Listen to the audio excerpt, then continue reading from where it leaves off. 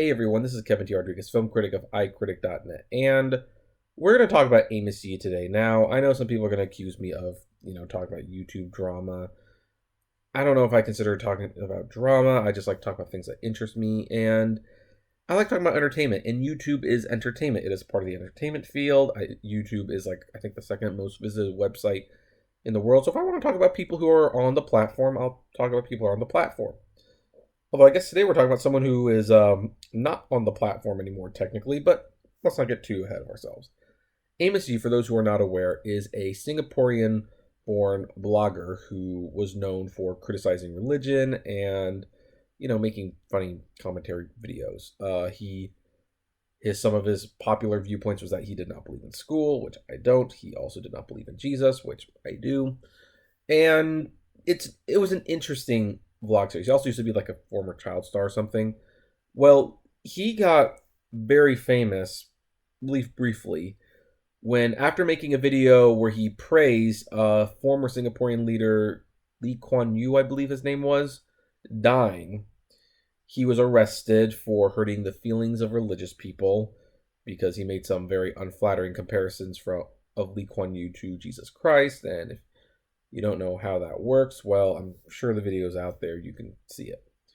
My personal thoughts on the video itself aside, that was wrong. He should not have been jailed for, expressing his free speech. And I think a lot of us agreed with that. So even though I wasn't really making YouTube videos at the time, I did write a couple letters and I did sign petitions to get him over to America. At one point, he did get over to America through a convoluted process that I'm not going to go over here, but he has asylum, and one of the first things he did was he wanted to make videos where he fought for the rights of pedophilias. Yeah, pedophiles. He actually wanted to, you can understand why I didn't want to make videos about this guy. I didn't want to give this guy any more attention because, there's been debate whether he's trolling, whether he's serious.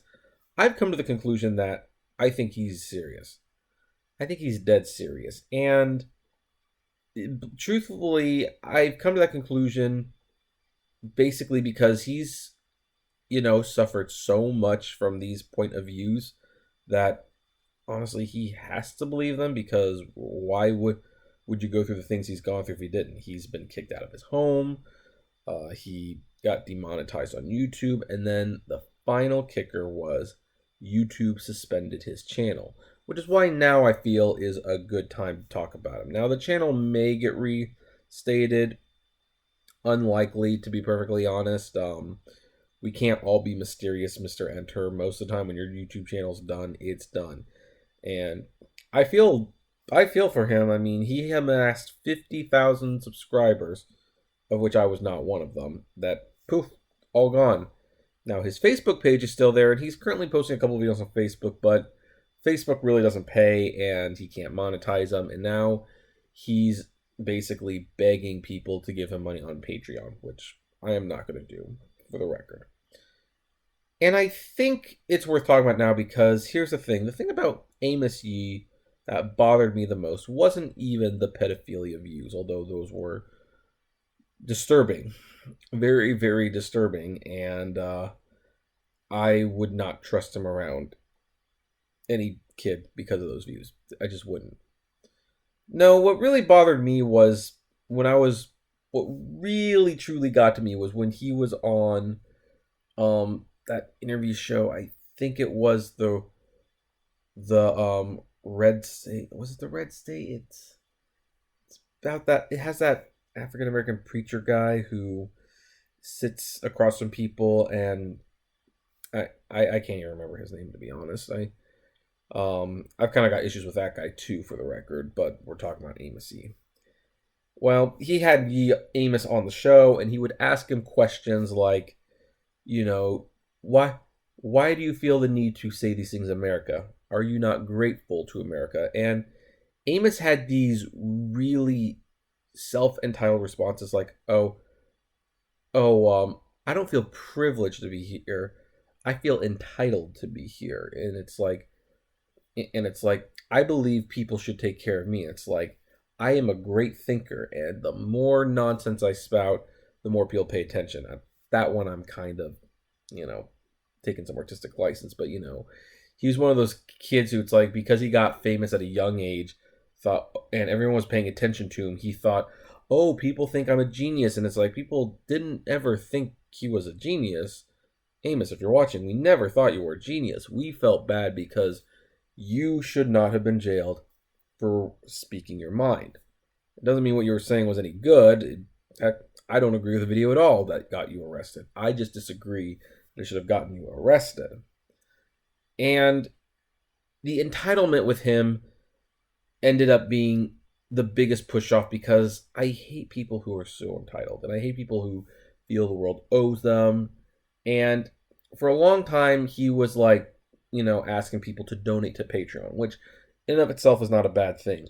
But when people said, well, why don't you get a job? He's like, well, if I got a job, I'd have to make less videos, and I would rather beg for money than take a job I don't like.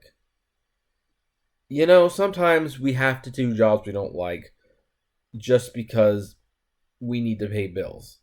And honestly, he wasn't putting something up every day. I mean, he could have easily worked and still made videos with how infrequently he was doing it. And whenever he would switch from making videos to blogging and write these really terrible blog posts, all he does is he always insults the people who read it. Like, one of his favorite sayings is, donate to my Patreon, mother effers. And it's like, great way to ask for money, really. Just great way. Makes me want to hand over some of my hard-earned money. The money that I work for, partially through YouTube and partially through a part-time job that I have. And you know what? Would I like to be doing YouTube full-time? Yes, that's why I ask people to donate to the Patreon, but I'm also trying to improve videos. I upload as much as I can.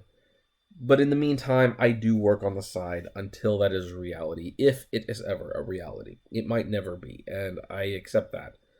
But Amos Yee went through this whole thing where he still feels entitled. Now, I have watched his latest video where he announced that the YouTube channel was suspended, and while he will not retract what he said about pedophilia, or pedophiles, I should say, because he feels strongly about the issue, he's finally willing to make some compromises, he says. And he's even getting some paperwork squared away so that he could potentially work. And so, I'm a little hopeful for him. I mean, first of all, obviously I would like him to grow up and learn that no, there is so many logical reasons why pedophilia is bad, and this is not a horse you want to die on. And now that you are dying on that horse, I'm wondering how much he believes is still worth it. I'm hoping that, if anything, he will learn that you can't get by on life, you don't get a free lunch, you were popular at one point, you're not popular now. I don't know. I looked at the Social Blade when his channel was still up. You can't find anymore. And before he got demonetized, he seemed to be making pretty good money. So, I don't know. But I know Social Blade isn't 100% accurate. For example, I have multiple channels. One channel shows me making far more on it than I actually am, and the other channel shows me making far less than I actually am on it. So, Social Blade's not the best indicator of how much I'm making. I should probably wrap this up and kind of share what my point is. What is the point of this? Aside from, I guess, officially announcing Amos Yee's channel is deleted, because I looked on YouTube and it doesn't seem like anyone's really made a video announcing that his channel was deleted. I guess Amos Yee is one of those cautionary tales of what happens when young people think they are way more important than they actually are.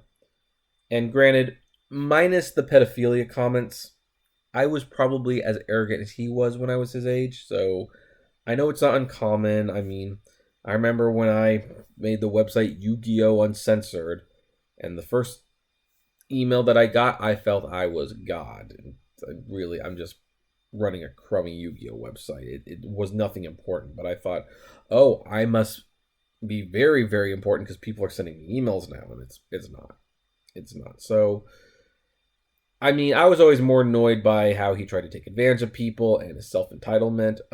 But you know what? We all reap what we sow. He said he'd rather beg than work, make his money. Well, his Patreon, as he admitted himself, fluctuates between 300 to 600. And he had to move out of LA. He moved to LA for a girl. Apparently that didn't work out very long, and then he moved back to Chicago. So, best laid plans, I guess. I'm not going to go so far as to wish him the best of luck, because I think his thinking is dangerous. He has every right to think it, and he even has every right to believe it, but I don't think he's very good for people, to be honest. I'm kind of glad he's off YouTube, and I'm glad he's off YouTube because he actually broke rules, not because people silenced him. Some of you might disagree with me on that, and I would definitely love to know what your thoughts are on that below. In the meantime, he still has Facebook, and he still has... Is he on Twitter? I don't know if he's on Twitter, but he's on Facebook, and he has his blog, so he still has ways to communicate with people, and if he could, I guess, behave himself at some point, maybe he can regain that audience. Who knows? I also know there's Dailymotion. For some reason, Dailymotion is still out there, and there's Minds. I guess he could go on Minds, but for the meantime... all that ruckus he started on YouTube, well, he's off YouTube. They're still on. I guess we all know who won that debate in the long run. So, Amos, wherever you are, whatever you're doing, I encourage you to take this as a learning lesson. Learn from this, improve. And you must realize, as we all must do, YouTube can be a very fickle thing. This internet celebrity thing, it normally doesn't last. I mean, heck, if you see stars fall out of favor with the public, then, it can happen to us. Heck, I just finished watching Cobra Kai, Season 1. Great show. I liked it way more than I thought I would, but, I mean, when Ralph Macchio made the movie, I bet you he felt he was going to be a bigger deal than he was. Now, not only is he returning to the Karate Kid, like, some 30 plus years later, but the show's not even on TV, it's on YouTube. I mean, geez. Talk about life turning out a little different than what you'd planned. Well, anyway, I've rambled on about this too much. What do you think? Are you upset that Amos Yee's channels got deleted? Did you agree with... Well, there's going to be some interesting comments, so comment below. Like, favorite, share, subscribe. If you enjoyed the videos I make, consider becoming a Patreon member for $1 a month, but it's not required. I will find work if YouTube doesn't pay the bills. It'd just be nice if you want to help support. And as always, flame responsibly. Have a good one.